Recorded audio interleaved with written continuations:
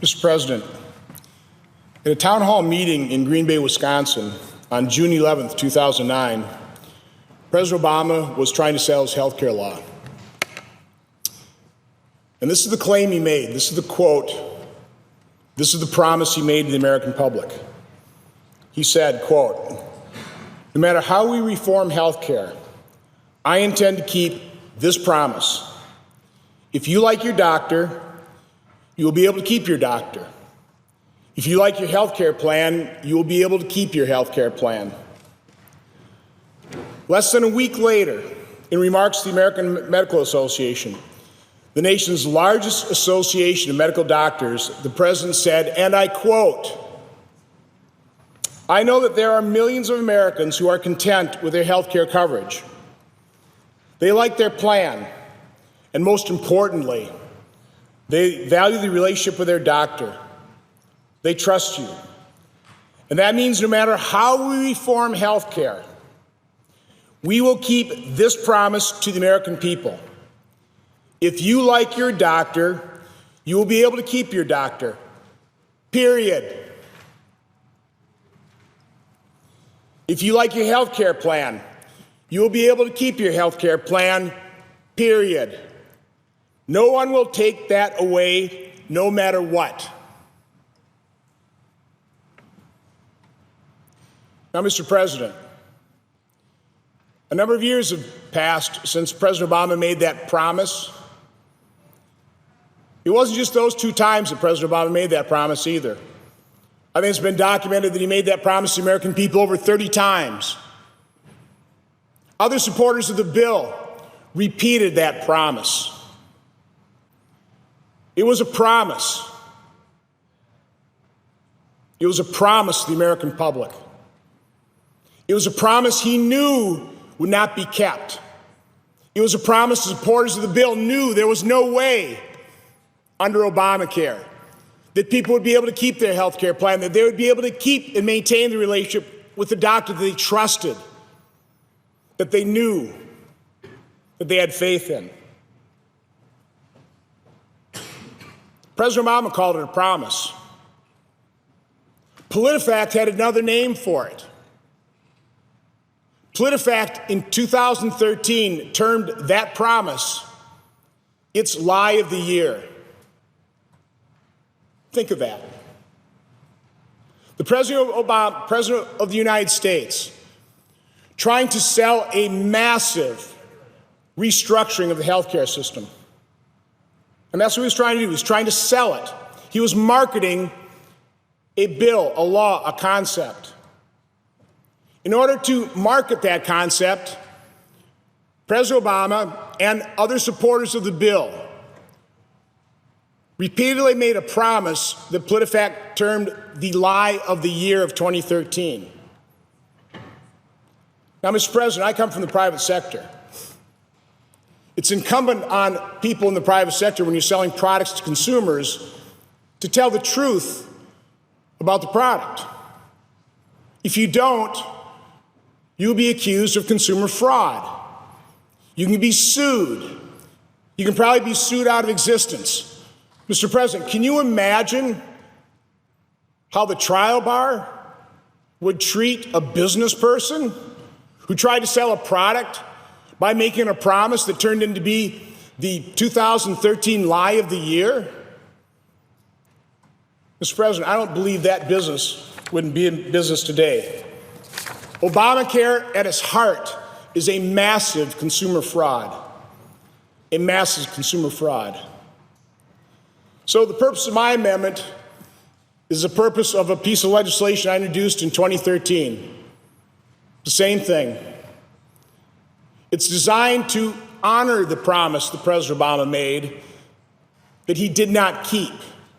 The promise that was made under Obamacare that was not kept. The bill in 2013 was simply titled, "If You Like Your Health Care Plan, You Can Keep It Act." And what was rather unique about my piece of legislation is it used the exact same wording of Obamacare. Obamacare actually did have a section in it called a grandfather clause. that purported to allow people to keep their health care and allow them to maintain the relationship with their doctor if they liked their health care plan and their doctor. The problem is, there's a grandfather clause that allowed you to keep your plan as long as you completely changed it.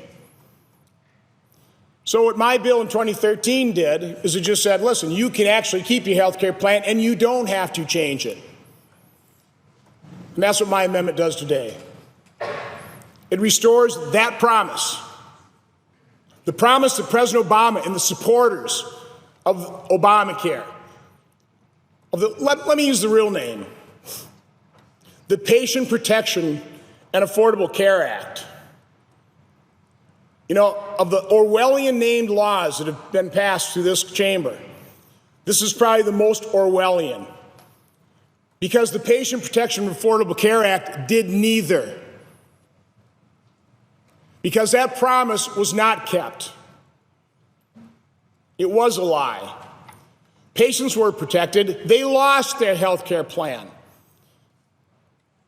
We have all received letters from constituents, often heartbreaking letters. There was a couple in Wisconsin. They both had cancer. He was recovering from prostate cancer. She had stage 4 lung cancer. They had health care in the state high-risk pool. They could afford it. It worked for them. They lost it because of Obamacare. They called our office panicked. Panicked because they couldn't log on to healthcare.gov. They tried almost 40 times. They lost their health care plan. That promise was broken. I don't hear supporters of the law pointing to those individuals. So what my amendment would do would restore the promise that if you had health care that you liked in 2013, insurance companies can offer those same plans again that were far more affordable. Far more affordable.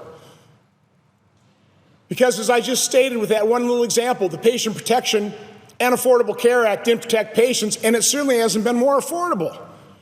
We've also received hundreds of letters for people whose premiums have doubled. Their out-of-pocket maximums, their deductibles have doubled and tripled. They can't even afford to use the health care that they were able to secure because it's become so expensive. So the reality of Obamacare is it has been a miserable failure.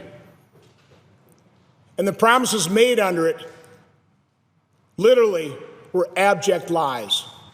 And that's just the reality. That's the very sad fact. So I encourage all my colleagues to unanimously support the promise President Obama and the law supporters made and vote for my amendment, which would allow Americans that if they like their health care plan, if they like their doctor, they actually will be able to keep it. With that, Mr. President, I yield the floor. Senator from Wisconsin. Madam President, I was listening to the good senator from California use a couple words. You know, obviously calling the health care law, the Affordable Care Act, let's use the full name, the Patient Protection Affordable Care Act, a real Orwellian name. She used the word amazing about the act, but she also accused Republicans of attacking women. Madam President, let me read you an email I received from a 60-year-old woman in Spooner, Wisconsin, that describes an attack on her by the Patient Protection Affordable Care Act. The email reads, I am a 60-year-old married female and have maintained an individual health insurance policy since retiring from teaching in June of 2012. Prior to the implementation of the Affordable Care Act, my monthly premium was $276.16 a month. $276. On December 1st, 2014, the premium increased by 23% to $339.68 to comply with the coverages of the Public Health Service Act. That's a 23% increase. In August 2015, I received notification that my insurance plan was no longer available and that in order to comply with the Affordable Care Act, I would have to have new coverage effective December 1st, 2015, with an annual premium of $661.94, a 95% increase. So let me just review that. Prior to the Affordable Care Act, a 60-year-old woman in Spooner, Wisconsin, retired teacher, was paying $276 per month for her health care, and she lost her health care plan. She could no longer buy that plan, but another plan was going to cost $661.94, a 95% increase in 1 year. Today, October 31st, 2015, I received notification that the ACA requires all coverage to renew on January 1st of every year, and that effective January 1st, 2016, the premium would be $786.68, an increase over the December premium, which would be in effect for only 1 month, of 19%. So again, she summarizes the increase in my premium between November 2014 and January 2016 is $510, a 185% increase. She asked the very legitimate question of the Patient Protection Affordable Care Act. She asked, how is this affordable? And of course, the answer is it's not, and she was not protected. She goes on, I have worked since I was age 16, and I've maintained my own health insurance either through my employer or individually. Now at age 60, I find that I can no longer afford the $9,440 annual premium for my health insurance. My husband and I are not wealthy.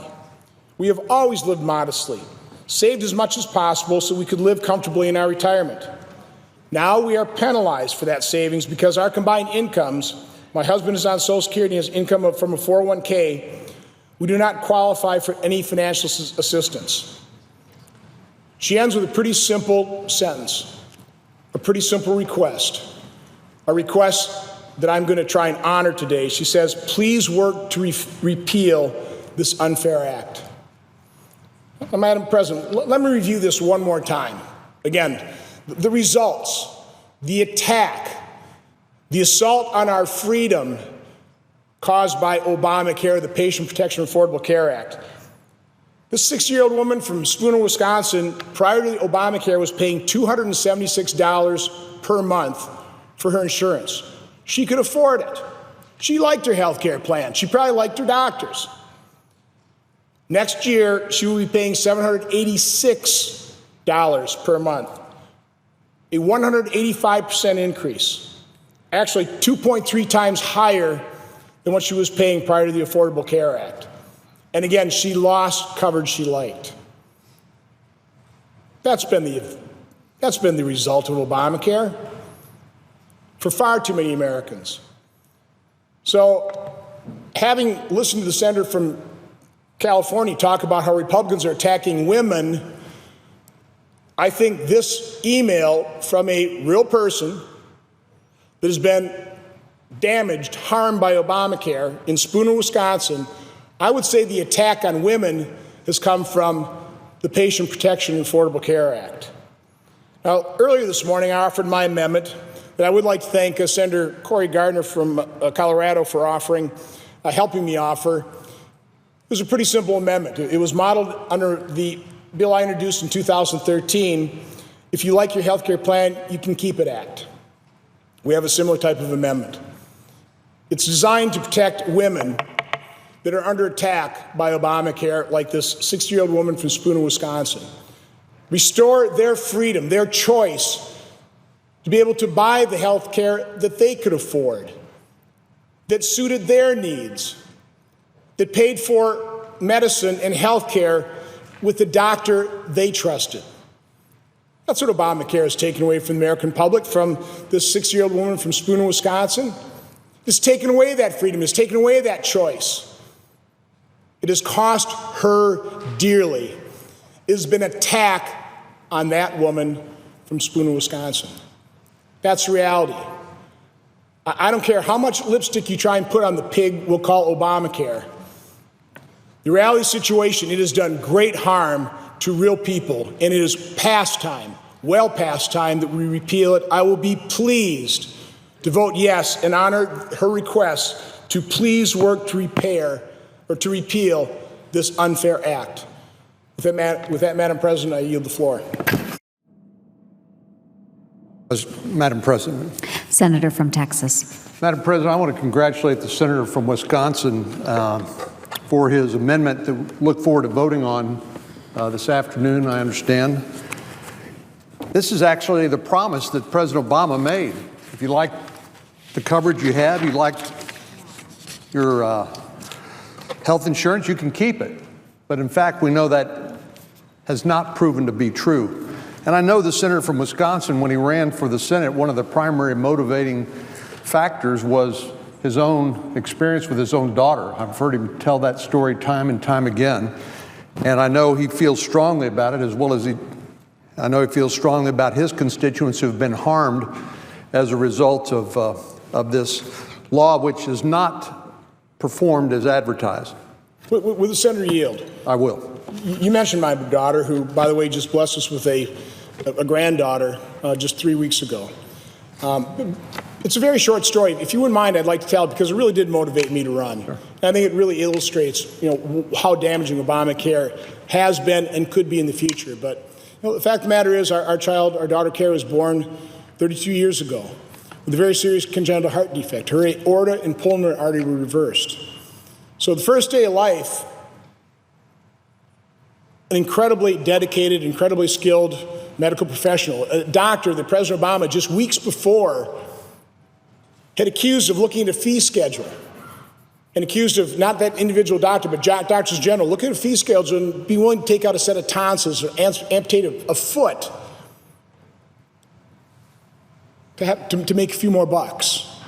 I mean, that charge is so offensive on so many levels because those doctors came in the first day of life at 1:30 in the morning and saved Carrie's life. And then 8 months later, when her heart was the size of a small plum, in 7 hours of open heart surgery, a team of incredibly dedicated medical professionals, in 7 hours of open heart surgery, rebaffled the upper chamber of her heart. Her heart operates backwards today, but she's 32 years old. She's actually a nurse practitioner practicing in the same hospital where her life was saved. Now she's a new mom, and she made me a new granddad. So our healthcare system wasn't perfect prior to Obamacare, but it was still a marvel. And I am so concerned about the loss of freedom. We just went to renew our health insurance policy, my wife and I. We're buying it in Wisconsin. And we can't buy a policy that will pay for care outside of the network. Our freedoms are being restricted. If I had that health care today, would I be able to go to the specialists outside of our network and get that first-class care that saved my daughter's life? I'm not so sure, which is why it's just vital that we repeal Obamacare and, at a minimum, vote for this amendment that if you actually do like your health care plan, this amendment allows them to keep it. But I really do appreciate the senator yielding the floor so I can tell that story. Madam President. Senator from Texas. Madam President, I appreciate the getting to hear that story again. I've heard that story a number of times from the senator from Wisconsin, and I think it shows how personal this effort is to try to get people the health care they want at a price they can afford, and how